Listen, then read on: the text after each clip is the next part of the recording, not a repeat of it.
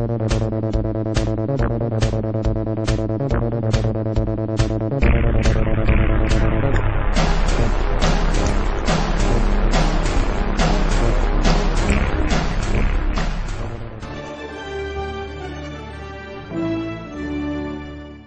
that we know Vice President Dick Cheney and Senator Barack Obama are distant cousins.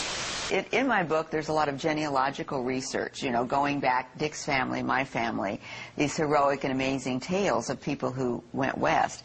But one of the things I discovered is that Dick and Barack Obama are 8th cousins. What? Is that an amazing thing? Yes, if you go back 8 generations, really? They have a common ancestor. The New York Post decided to check into the genealogy of President Bush, and his family tree has people talking. Many of the United States presidents have blood relations with each other. The Bush lineage has blood ties to a great number of former presidents. George Washington, Millard Fillmore, Franklin Pierce, Abraham Lincoln, Ulysses Grant, Rutherford Hayes, James Garfield, Grover Cleveland, Teddy Roosevelt, William Taft, Calvin Coolidge, Herbert Hoover, Franklin Roosevelt, Richard Nixon, and Gerald Ford. We all know his father, but what about his cousins? Check out this family tree, done with research by Ancestry.com. Let me take you through this, branch by branch. Vice President Dick Cheney, the man who's only a heartbeat away from the presidency, is actually a blood relation. He's President Bush's 9th cousin once removed.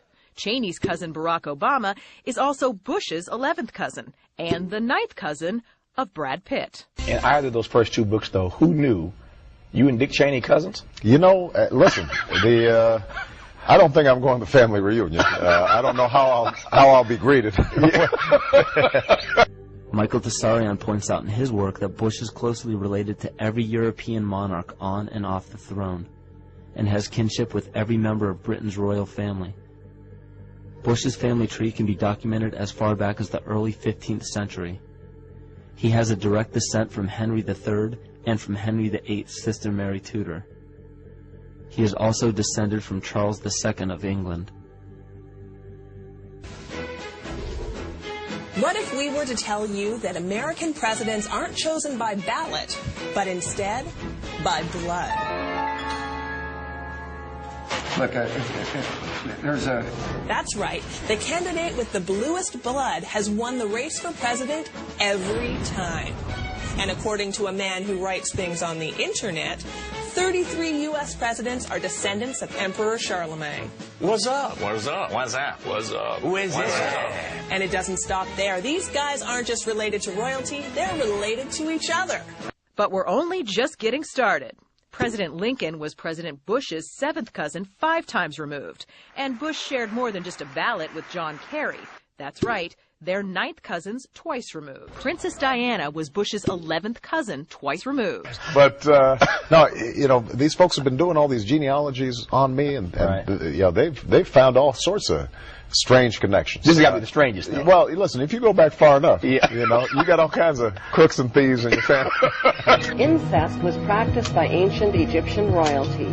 Mothers married sons and brothers married sisters to keep the power and the money all in the family. Like their pharaonic ancestors, the British monarchy have a long history of incestuous inbreeding. And then there's this bombshell.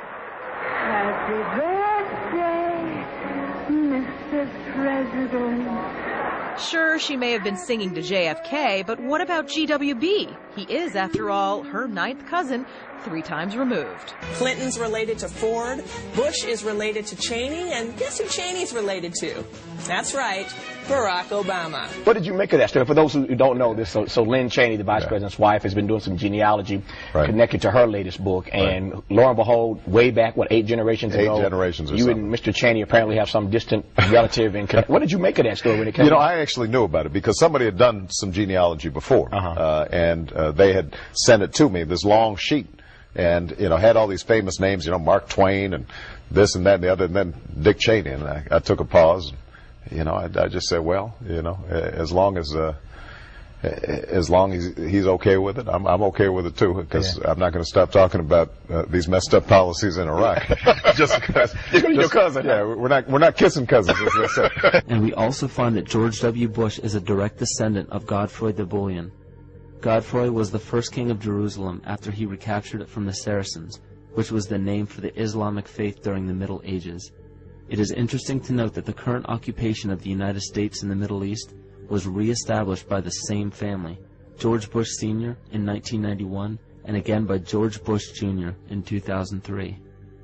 George Bush Jr. is then found to be a cousin to both opposing candidates of his 2 terms in office, Al Gore and John Kerry. Democratic President Barack Obama also has blood ties with George W. Bush, as well as Gerald Ford, Lyndon Johnson, Harry Truman, James Madison, and the British Prime Minister Sir Winston Churchill.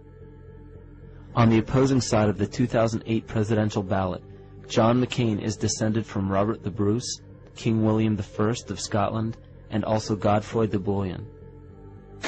He's also related to Playboy founder Hugh Hefner, even Pocahontas, and Vlad the Impaler. Well, Mitt Romney and Mike Huckabee are 10th cousins once removed, also known as kissing cousins. And Rudy Giuliani, well, he's just related to the mob. Holy shit. What about Hillary? Well, she's 10th cousins with Madonna and 9th cousins with Angelina Jolie.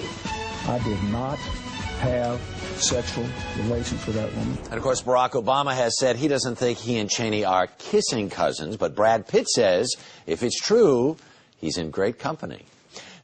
It is a big idea, a new world order. And when it was in Rome, that's when we had the creation of the Roman Empire and the creation of the Roman Church that became Christianity as we know it. I just want to pick 3 secret societies up that were formed around the time of the Crusades. In the 1100s they were formed and through into the 1200s. One of them was called the Teutonic Knights. Another one, the Knights Hospitaller of St. John of Jerusalem. This crusade, one of the most massive, sweeping in history, was actually orchestrated by a secret brotherhood, the Priory of Sion and the Knights Templar.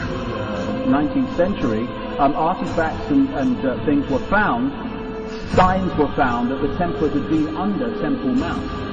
Whatever, something changed very quickly after around 9 years, because a couple of these guys came back to France and started signing up these aristocratic families of Europe. They clearly knew something big time. The papacy declared these Priory Knights, these Knights Templar, of limitless power. By the 1300s, the Templars had grown too powerful. All across Europe, the Pope had declared the Knights Templar Satan worshippers. Said God had charged him with cleansing the earth of these heretics. The plan went off like clockwork.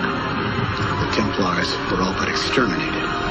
The date was October 13th, 1307, Friday. Friday the 13th. And they went runabout.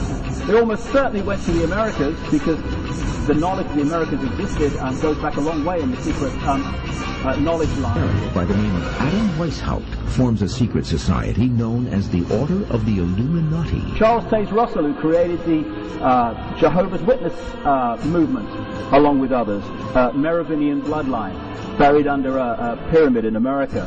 Joseph Smith, who started the Mormon Church, which is an Illuminati front, big time in Salt Lake City, Merovingian bloodline. The secret meeting of the world's power elite.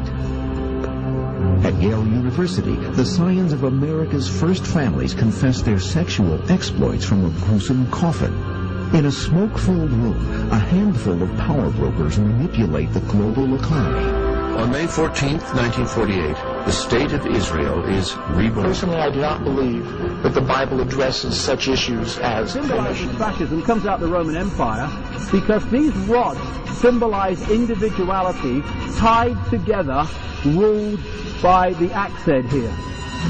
You still don't get it, do you, boys? There ain't no countries anymore. No more good guys. They're running the whole show. They own everything. What's wrong with having it good for a change? And they're going to let us have it good if we just help them. They're going to leave us alone. Let's make some money.